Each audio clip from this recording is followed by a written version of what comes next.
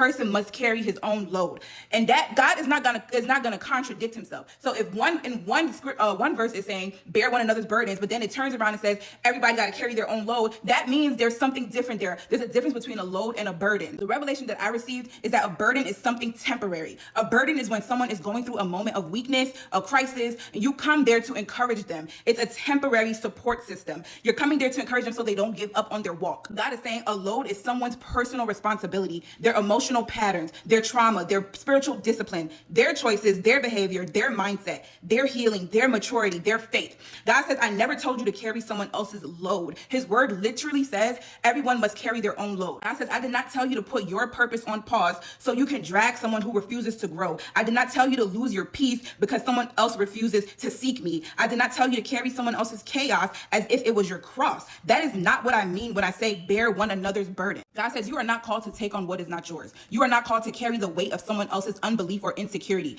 That's why my word says, take my yoke upon you, because my yoke is easy and my burden is light. God is saying, partner with me. Allow me to be the one carrying you. I never intended for you to carry someone else's load. I never intended for you to break under pressure that does not belong to you. That's why it's so important to be in alignment with heaven in the first place. It's really important because sometimes we idolize relationships and marriages and we go ahead of God and then later on find ourselves trapped in these situations, these relationships, and now we're misquoting scripture. We have people in our ear telling us one thing, it's supposed to look this way. Oh, you're going through this trauma and this chaos within your marriage, within your relationship.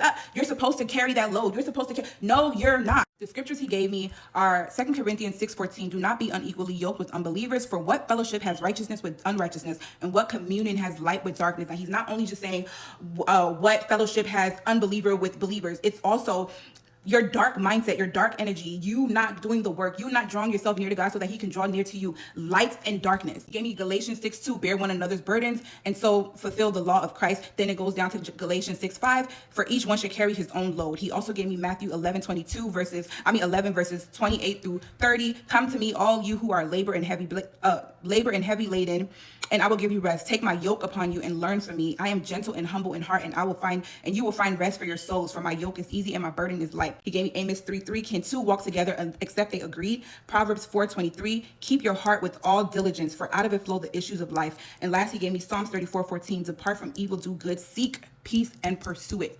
That's one of my favorite verses. Seek peace and pursue it. It's not optional. He's telling us it's an instruction. He's giving us an instruction. Seek peace and pursue it. When I tell you this word, this revelation gave me so much clarity.